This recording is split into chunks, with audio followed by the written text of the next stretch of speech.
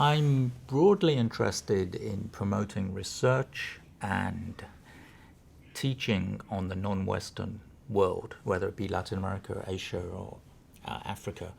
And I think that's an important thing to do, first, because more people live in the non-Western world than in the Western world. But secondly, most scholarship, my field of business history or management studies more generally, is very, very focused on the experiences of the rich world and the United States in particular. And that, I think, is leading to a distortion in the kind of research questions that are asked, because the research questions are always related to that particular institutional context.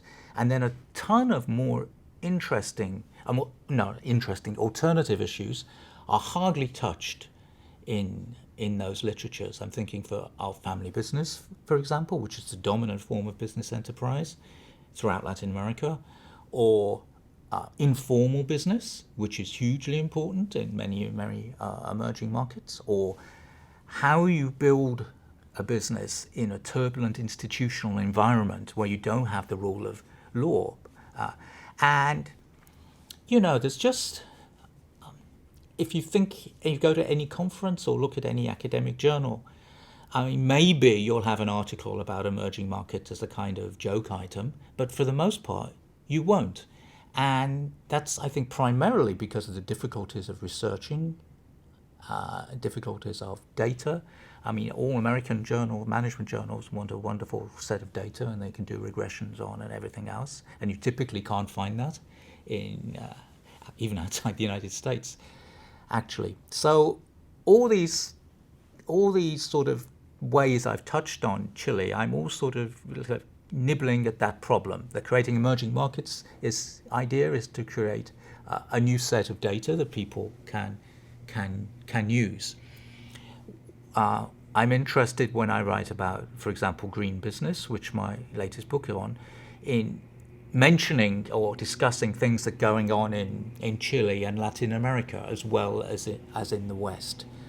So I'm always trying to incorporate Latin America and other emerging market literatures in what I'm talking about, and always trying to sort of push on and facilitate researchers and educators working in that area. So it's a kind of personal mission I've got to sort of rebalance scholarship, and I don't think it's a quixotic mission, because in the 21st century, these countries are not like marginal in the world at all. They're vibrant and important parts of the world, and I think we have a responsibility to understand them, and I think currently we don't understand them. If you think of most academic literature generated in the United States, for example, on Latin America, is prone to consider Latin America as one unit with one set of laws and doing one set of things. And anyone who knows Latin America knows it's a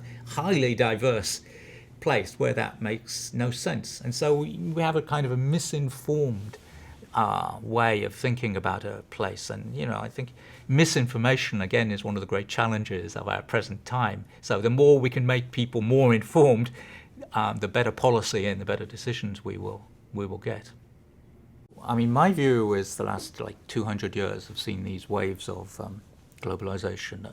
Late 19th century, early 20th century, you have a creation of a very global world. With the Great Depression beginning in 1929, governments act more or less to close down globalization. There's a huge fall in trade, migration, capital flows, which pretty much lasts until 50 years, until more or less the 1980s, when you see the slow liberalization of China under Deng Xiaoping, and a group of political leaders in the West, particularly Ronald Reagan in the United States, Margaret Thatcher in Britain, who liberalize, deregulate their economies. Chile absolutely fits this model. Among all the Latin American countries before the 1920s, it was the most open to foreign capital, the most laissez-faire, the most liberal. And it partakes in this giant nitrate boom, selling its products to the global economy. So it's a full partaker.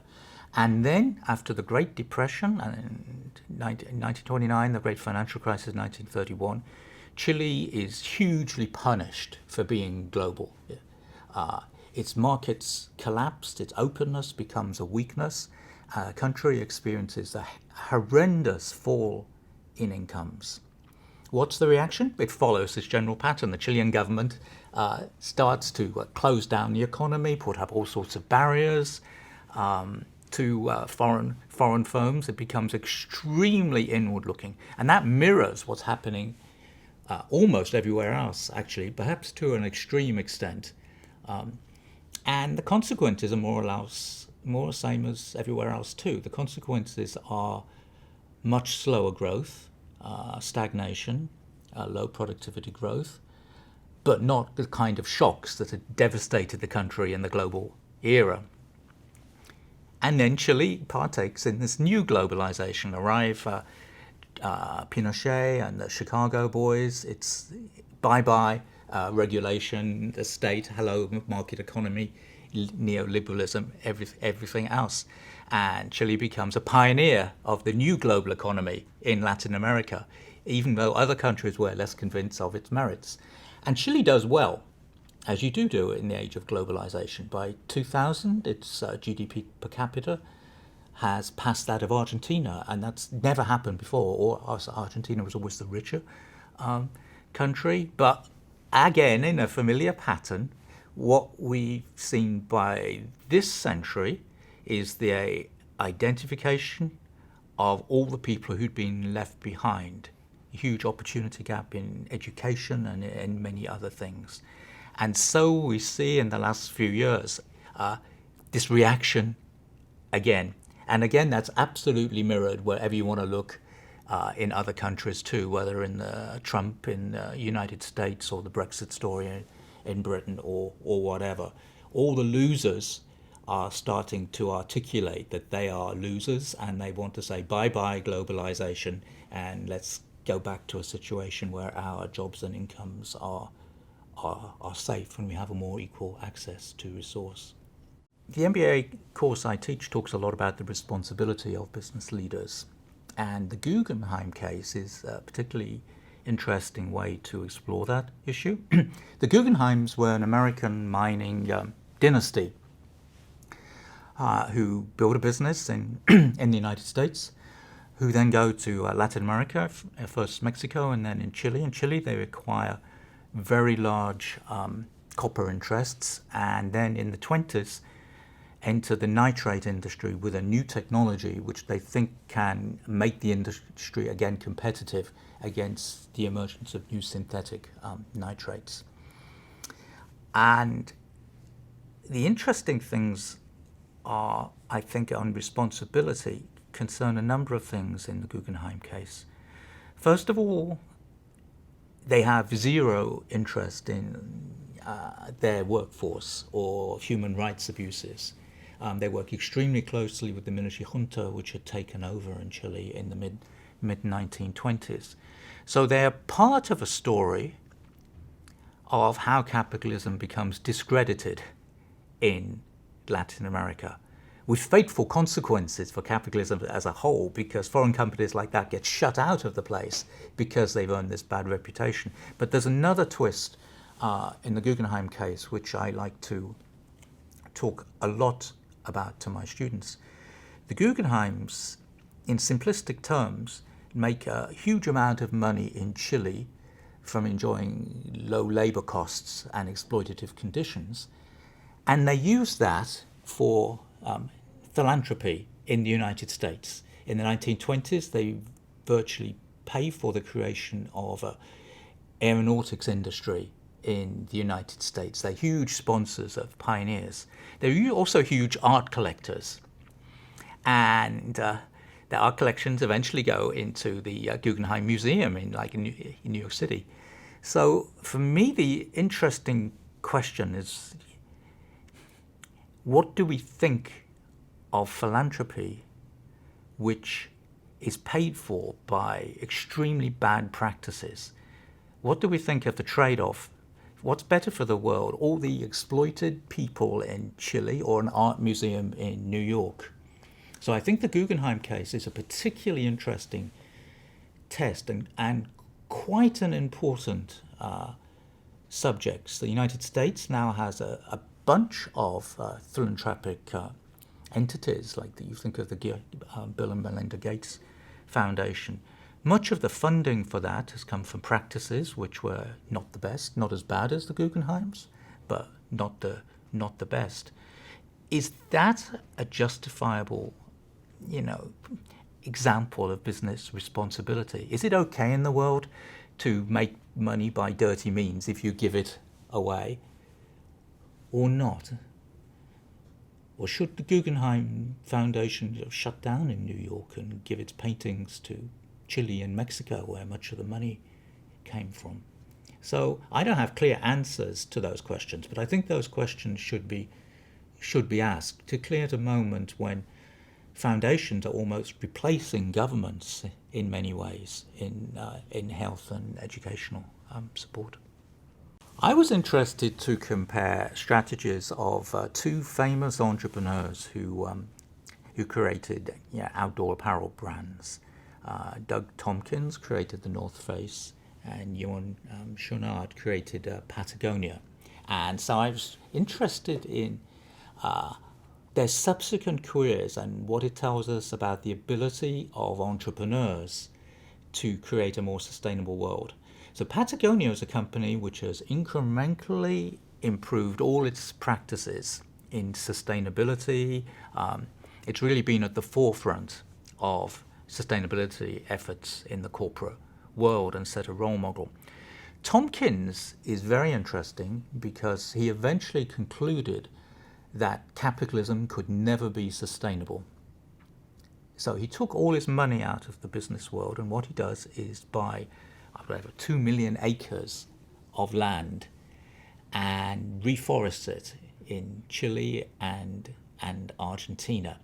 So I'm asking which route is better for making a sustainable world? And the Tompkins strategy, I ended up concluding it was probably a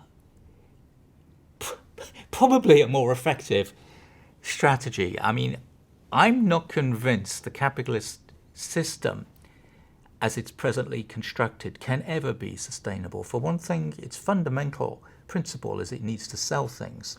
So Patagonia is wonderful sustainable practices, but they're still selling, creating an attractive brand which people want to buy. And one thing we know is people have got to buy less if the world is going to be more sustainable. Tompkins, on the other hand, his contributions are hard to compare with Patagonia, but some rough calculations we did on his reforestation is he takes a huge amount of carbon out of the atmosphere, absolutely a huge amount, almost certainly making a much more positive impact on global warming than any sustainable company that we've seen. He also saves a significant number of animals, including blue whales and other animals which were really in danger of extinction. Now, he's been criticized as a typical American imperialist who turns up, buys all this land, and aggressively remodels villages to make them look good and everything else. But it's worth pointing out that from the beginning, he and his wife said they want to give the land back. And it's worth pointing out that in 2017, his widow, because he died in a kayak accident, did give back all of the land that they had bought and reforested and repopulated in the largest, I believe, ever gift to a government of land. And it's prompted the Chilean government to make a lot more of their federal lands into a conservation area. So this entrepreneur has effectively created a giant conservation area which is saved numerous species and done pretty well, good contribution to fighting global warming. So I think it's an interesting story, but strong thing I take from that is entrepreneurial skills are very important, I think, in making the world more sustainable. But it could be that those entrepreneurial skills are best employed not in business, but in figuring out other solutions to sustainability issues, whether it's this kind of direct conservation story or in education or other some other areas. The interviews with the Chileans and Argentinians show very clearly, I think, the importance of context in shaping business behavior, business decisions. The Argentinians relate a story of survival against one shock after another, and in the face of a government which was always hostile to business and highly unpredictable. So they talk endlessly about surviving just the next day and strategies to deal with hyperinflation, and what to do about the level of risk and whether to move out of Argentina altogether. It's a different story with the Chileans. I mean, the Chileans also go through enormous turbulence as the economy moves from a regulated economy to a free market economy, first of all under the dictatorship of Pinochet. So they have plenty of shocks too. But from the 1990s, we see, I think, an increasing level of stability and confidence that things won't change too much. And you can see that in their interviews. They're more willing to plan ahead, think about the future. They're not living from day to day. And there are other differences too. In the Argentinian interviews, what we see is a kind of dysfunctional business elite. So many of the interviews criticize each other, and they criticize other members of the business elite, and they criticize more or less everybody there. The Chilean interviews contain, I believe, no criticisms of other business leaders at all. In fact, what you see is a closely knit type of business elite where people are acting in a collaborative fashion in associations or in other interest groups, and they're kind of comfortable about that. There's very little of the kind of aggression that we see among the Argentinians. Well, you can take that at several levels. At the most basic level, a younger generation of Chileans learn how the business sector that they now live with was created, and often created from the ashes of the crises of the 1980s. At another level, there are a lot of insights about how you execute, how you actually make things happen. And I think the Chilean cases are particularly interesting because they show the benefits of making things happen through collaboration. The collaborative business culture in Chile is really important in getting things done, or at least it seems to the people being interviewed. And at another level, I think we have a very interesting story, which is applicable to many non-Western societies. There is a great deal of turbulence, even in Chile, compared to the United States. There's a paucity of information, or economists would call it institutional voids. So in that kind of context, how do you develop a business? And one thing that the interviews show quite clearly is the importance of reputation. In a way, reputation is the way to remain resilient and to grow in quite difficult conditions sometimes. Now, the interesting thing is how you get a reputation. And again, the interviews are quite interesting. The interview of the person who built Latin America's largest wine company, for example, talks about in detail actually the process of building a reputation. Now, you might think for a wine company the key thing is good quality wine, and indeed he does say a good quality wine is really quite important for a reputation. But interestingly, he talks much more in depth about how it's not enough. You've got to convince wine critics and wine distributors and all the parties in the whole value chain that you're producing a good quality product. And if you could do that, you end up with a stellar reputation, which will take you into international markets, and you will succeed. So I think exploring how the mechanics of how to build a reputation is really important and hard to get at from other sources, but these people have done it over decades. So let's begin with Harvard.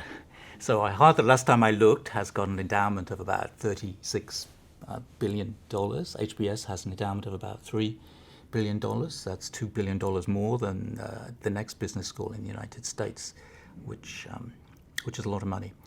My own view is that kind of wealth should be put to use doing some good in the world. And that's where I came from the Creating Emerging Markets project. It's a public goods project, which from the very beginning, a basic principle was we were going to put all of the interviews on the web and publicly accessible as far as possible. So this is not a research project for Harvard. It's making research materials available for anybody who wants to see them in Chile or elsewhere in the world. And I think that's one small way in which Harvard can act responsibly to generate new materials for people. I mean, Harvard not only has money, it has the contacts. These people talk to us because we're from Harvard, and they probably wouldn't talk to local academics. And that is as it is, but the upshot is we can release the material to anybody to use it, and downloads suggest a lot of people are using it.